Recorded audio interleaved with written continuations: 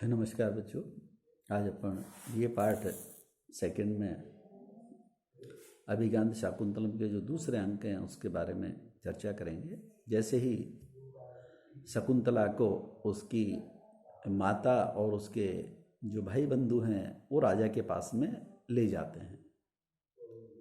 राजा के पास में जब ले जाके आपस में बातचीत कर रहे थे तो राजा पहचानने से इनकार कर देता है। जो श्रापवश मुनि के श्राप से राजा की जो बुद्धि है, चित्त है, वो विस्मृत हो जाती है जो जानकारियां। तो राजा पहचानने से जब मना करता है तो उसके भाई बंधु जो हैं वो इस प्रकार से अपनी पुत्री को समझाते हैं, अपनी बहन को समझाते हैं कि भाई तुम्हारा अपने पति के पास रहना ही श्रेयस्कर है। यानी अगर तुम्हारा कुल और आचरण सही है तो निश्चित रूप से तुम अपने पति के पास ही रहो, और अगर तुम इसके विपरीत हो तो अपने माता पिता को भी तुम्हारे ऐसे इस आचरण वाली कन्या से कोई लाभ नहीं है, या वहां जाना भी तुम्हारा ठीक नहीं है। सारंगराव कहता है, शकुंतले यदि यथा वदति क्षितीप तथा त्वम असि किम पितुर उत्कुलया त्वया अत तु वेदसी शुचिम व्रतम आत्मने पति कुले तव दास्यामि दास्यम अपिक्षमम। ये शकुंतला, यदि ये राजा जैसा कह रहा है, क्षितिप यथा वदति, राजा कह रहा है कि भाई ये भ्रष्ट आचरण वाली है, इसने अपने कुल का अपमान किया है और मैंने जब इससे विवाह ही नहीं किया, और ये इस प्रकार से गर्भवती होकर कह रही है कि मैं इनकी पत्नी हूं और इनके बच्चे की मां हूं।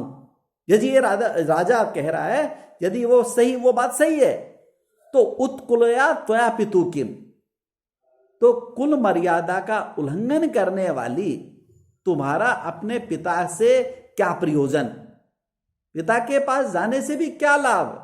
जो कन्या अपने कुल मर्यादा को एक तरह से भ्रष्ट करके और इस प्रकार का आचरण करने वाली है, पिता को भी उससे कोई फायदा नहीं है, वो भी पिता उसको आश्रय नहीं देंगे अगर ये राजा कह रहा है तो। और तू आत्मान व्रतम शुचि वेदसी, और अगर तुम अपने आप को पवित्र आचरण वाली मानती हो, तुम ये सोचती हो कि नहीं भाई मैं तो बहुत पवित्र आचरण वाली हूं, ये राजा कह रहा है, ये झूठ बोल रहा है राजा, तो ऐसी स्थिति में, इस प्रकार की स्थिति में यदि तुम मान रही हो तो पतिकुले तव दास्यम अपिक्षमम, तो पति के घर रहने, एक तरह से दासी बन के रहना भी तुम्हारा श्रेयस्कर है। राजा कह रहा है अगर उस प्रकार की तुम नहीं हो और पवित्र आचरण वाली हो, तो राजा के यहां तुम्हारा एक तरह से कह रहा है कि पत्नी के रूप में स्वीकार नहीं कर रहा, तो जबरदस्ती तुम्हें उसके पास में एक तरह से दास्यता के रूप में भी अगर रहना पड़े तो वो तुम्हारे लिए ज्यादा अच्छा है। क्यों?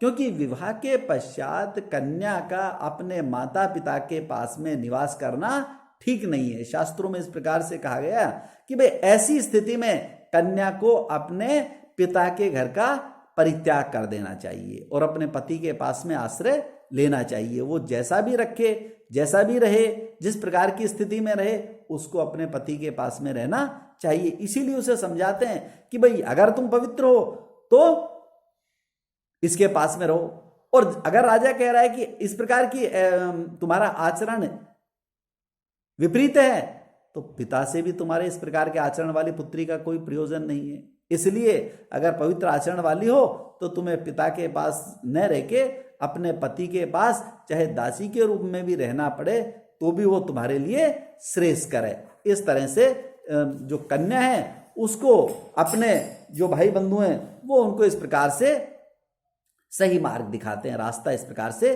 दिखाते हैं। आगे तो मूढ़ शाम हम एशाम व वदंती मिथ्या एव संशय दार त्यागी भवान्य आहो पर स्त्री स्पर्श पांसुल है। राजा कहता है अहम मूढ़ श्याम, कि भाई मैं मूढ़, एक तरह से सोचने समझने की शक्ति एक तरह से मेरे में अभी नहीं है।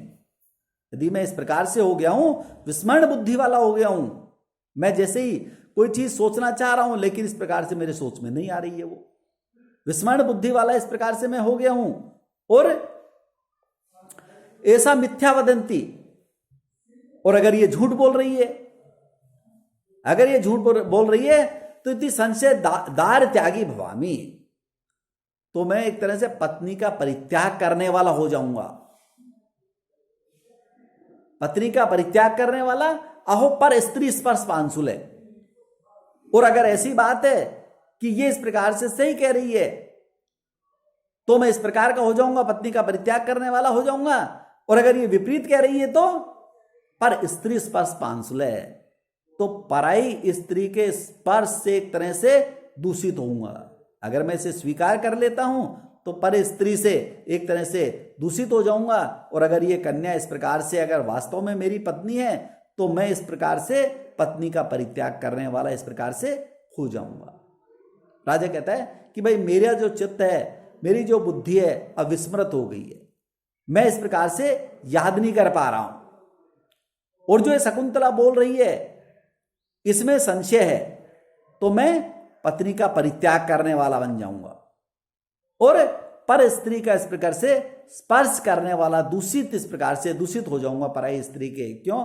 क्योंकि जो चक्रवर्ती सम्राट इस प्रकार के वंश में पैदा होने वाले, अगर वो किसी पराई स्त्री का इस प्रकार से अगर वो स्मरण कर ले, स्पर्श कर ले, तो एक तरह से उनके चित्त जो चरित्र है उस पर दाग लग जाता है। इसलिए राजा को अपना जो कुल मर्यादा है उसका भी ध्यान रखना है। और उसका ध्यान रखते हुए कहते हैं कि भाई इस प्रकार से मैं अगर ये कह रही है और इस प्रकार क्या अगर मैंने इसे विवाह नहीं किया और मैं इसे स्वीकार भी कर लूं तो मैं ऐसे दोष से दूषित हो जाऊंगा।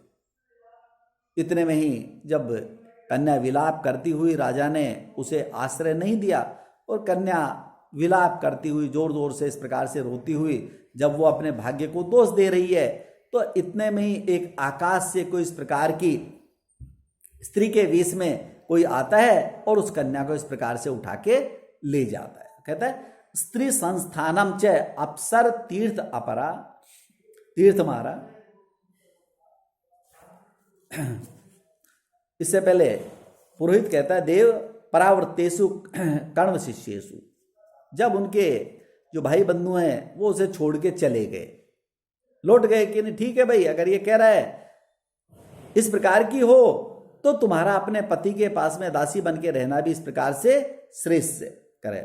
तो सा निंदंती स्वानी भाग्यानि बाला बाहु उत्क्षेपण क्रंदितु च प्रवृत्ता। बाहु उत्क्षेपण कि अपनी बाहों को उठा उठाकर ऐसे इस प्रकार से रोती हुई, स्वानी भाग्यानी अपने भाग्य को भला बुरा कहती हुई, जैसे उसके भाई बंधु जाने लगे तो वो अपने भाग्य को इस प्रकार से कोसती है, अपने भाग्य को इस प्रकार से दोष देती है कि मैं कितनी इस प्रकार से कैसी हूं कि जो मेरे भाई बंधु हैं वो भी मुझे इस प्रकार से छोड़ के जा रहे हैं। और बाहु उत्क्षेपण क्रंदितु, और अपने ऊपर बाहों को उठा उठा के इस प्रकार से रोती हुई, जैसे वो रुदन कर रही है, चिल्ला रही है जोर जोर से। इतने में स्त्री संस्थानम च अप्सर तीर्थम अपरा क्षिप्त एनाम ज्योतिर एकम जगाम। अप्सरा तीर्थ से कोई एक ज्योति इस प्रकार से आई और ऐसी उस कन्या को उठा के ले गई। जैसे वो बातचीत कर रहे थे कि हाँ कि महाराज वो बाला अपने भाग्य को दोष दे रही थी, भाग्य को इस प्रकार से भला बुरा कह रही थी और इस प्रकार से अपने भाग्य को दोष देती हुई जोर जोर से इस प्रकार से रुदन कर रही थी। उसके रुदन से,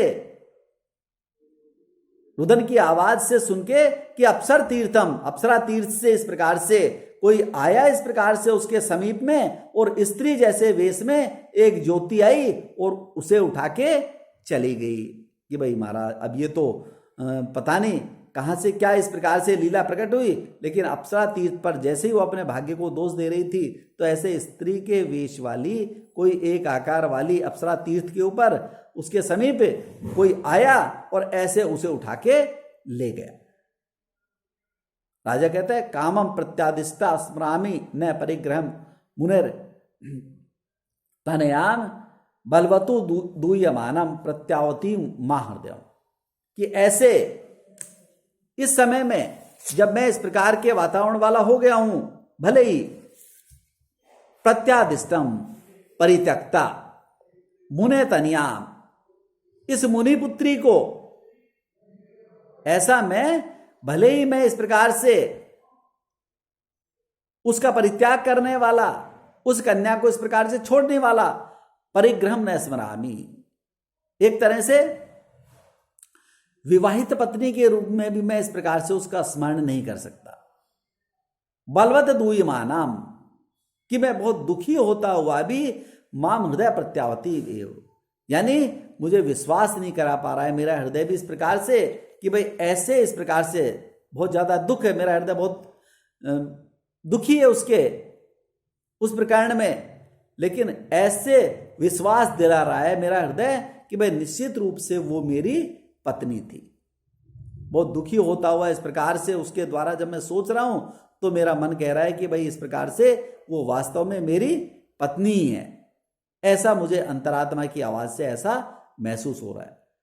परित्यक्त होती हुई भी वो मुनि कन्या परित्यक्त होती हुई भी जैसे ही वो इस प्रकार से उसका मेरे द्वारा बिछड़ाव हुआ, तो ऐसे उस बिछड़ाव के बाद में दुखी होता हुआ जो मेरा मन उसके बारे में जब विचार कर रहा है तो मुझे विश्वास हो गया है कि वो मेरी निश्चित रूप से मेरी पत्नी थी। आज इतना ही, 5वां अंक समाप्त होता है। धन्यवाद।